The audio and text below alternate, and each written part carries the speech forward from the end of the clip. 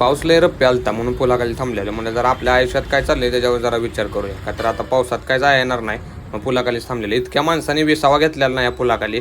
हा पूल कायम प्रत्येक पावसाला माणसानं विसावा देतो. धक्का वाजायला लागले या. ही ना म्हातारीना कपडे धुवायला लागल्या. कुठली म्हातारी? वरची. होय काय? मग पाणी कवा पडणार?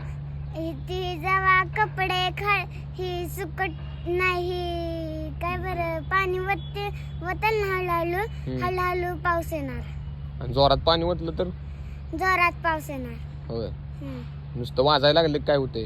वाजायला लागल्यावर ती कपडे धुते धार धार धार आपटत असते काय? हा.